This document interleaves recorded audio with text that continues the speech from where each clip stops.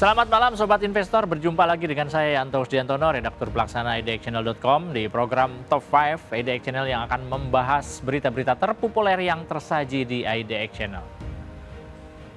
Mengakhiri tahun 2025 dengan pasar modal di Indonesia yang diwarnai dinamika cukup menantang.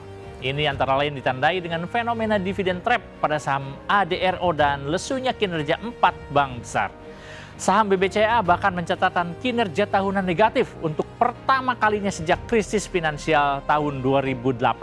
Hal ini mencerminkan besarnya tekanan jual dari investor asing serta pergeseran rotasi modal yang terjadi di bursa saham domestik menjelang tutup tahun. Di tengah tekanan sektor perbankan dan emiten emas, geliat ekspansi masih terlihat melalui perolehan kontrak baru triliunan rupiah oleh PP Presisi atau PPRE serta pembagian dividen interim perdana dari CDIA. Meski demikian, volatilitas harga komoditas global tetap menjadi faktor penekan utama yang membuat saham-saham tambang emas berguguran akibat aksi profit taking massal. Ini dipicu oleh terkoreksinya harga logam mulia di pasar internasional. Kami sudah merangkum berita-berita terpopuler tersebut untuk Anda. Sobat Investor, berikut Top 5 IDX Channel. Berita pertama, saham Alam Tri atau ADRO anjlok lebih dari 6% saat ex-dividen. Saham PT Alam Tri Resort Indonesia Tbk atau ADRO mengalami penurunan tajam sebesar 6,68% ke level 1.815 per unit pada masa ex-date dividen, Selasa 30 Desember 2025.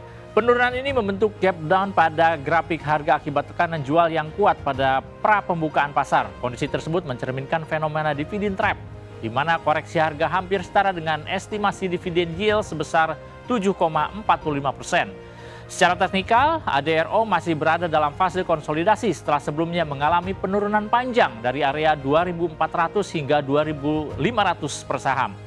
Analis menilai koreksi saat ini sebagai pullback sehat selama harga tidak menembus ke bawah 1.750. Volume transaksi terlihat lebih stabil dan terkontrol pada fase konsolidasi akhir. Berbeda dengan lonjakan spekulatif yang terjadi pada periode sebelumnya. Perseroan telah menetapkan pembagian dividen tunai interim senilai 250 juta US dollar yang diambil dari laba bersih 9 bulan pertama tahun 2025. Pembayaran dividen dalam mata uang rupiah akan dilakukan pada 15 Januari tahun depan. Dengan penentuan kurs tengah Bank Indonesia pada Januari 2026, tepatnya tanggal 2. Investor diharapkan tetap waspada terhadap volatilitas harga pasca tanggal penentuan hak dividen. Berita kedua, saham 4 bank besar lesu di 2025. BBCA minus kali pertama sejak 2008. Kinerja saham 4 bank terbesar atau Big Four di Indonesia mencatatkan tren lesu sepanjang tahun 2025. PT Bank Sentral Asia Tbk atau BBCA yang menjadi paling terpukul dengan koreksi sebesar 14,47% secara year to date ke level 7.975. Penurunan ini merupakan kinerja tahunan negatif pertama BBCA sejak krisis finansial global tahun 2008 silam. Pelemahan ini diiringi aksi jual masif oleh investor asing dengan total net sale pada BBCA mencapai 28,42 triliun. Selain BBCA, saham bank plat merah seperti BBRI dan BMRI juga terkoreksi, masing-masing 1,98% dan 2,01%. Kepemilikan asing pada perbankan besar menurun signifikan ke level 60 hingga 70%, dipicu oleh faktor makro dan penurunan proyeksi laba konsensus. Kendati demikian, analis memproyeksikan pertumbuhan kredit akan membaik pada tahun depan didorong oleh penurunan suku bunga dan likuiditas yang masih cukup besar. Maybank Sekuritas tetap menempatkan BBRI, BBCA, dan BMRI sebagai pilihan unggulan karena valuasi yang sudah berada di level rendah secara historis. Program subsidi pemerintah dan koperasi desa diharapkan menjadi pemantik pertumbuhan ekonomi tahun depan. Berita ketiga, PPRE raih 3 kontrak baru sebesar 1,2 triliun di akhir tahun. PT PP Presisi Tbk atau PPRE berhasil mengantongi 3 kontrak secara konsolidasi dengan total nilai sebesar 1,2 triliun menjelang tutup tahun 2025. Perolehan ini memperkuat portofolio perseroan di sektor jasa pertambangan dan konstruksi. Direktur PPRE menegaskan bahwa capaian ini merupakan bukti kepercayaan pemilik proyek atas kualitas dan ketelitian waktu pengerjaan perseroan. Ketiga kontrak baru tersebut terdiri atas proyek jasa pertambangan di Halmahera senilai 602 miliar, kemudian pembangunan jalan nasional di Aceh senilai 252 miliar, serta pembangunan coal processing plant di Kalimantan Timur yang bernilai 335 miliar rupiah. Secara keseluruhan, kontrak baru PPRS panjang 2025 menunjukkan peningkatan signifikan, yakni sebesar 60% secara tahunan dibandingkan periode sebelumnya.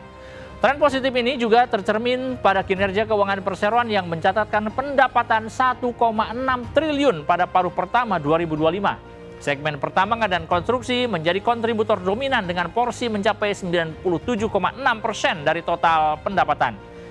Dengan tambahan kontrak di akhir tahun, PPRE optimistis dapat menjaga pertumbuhan kinerja yang berkelanjutan pada tahun depan. Berita keempat, CDIA bagikan dividen interim perdana disalurkan akhir Januari 2026. PT Chandra Daya Investasi Tbk atau CDIA resmi mengumumkan pembagian dividen interim tunai perdana untuk tahun buku 2025. Keputusan ini diambil berdasarkan laba bersih tahun berjalan yang berakhir pada 30 Juni 2025.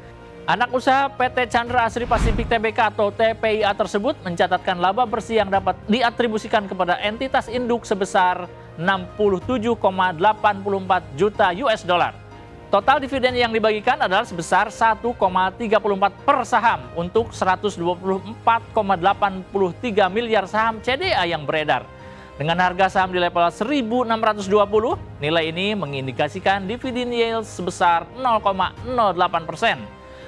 Meskipun nilai imbal hasilnya tergolong kecil, aksi ini menunjukkan komitmen perseroan dalam memberikan nilai tambah bagi pemegang sahamnya sebagai emiten infrastruktur.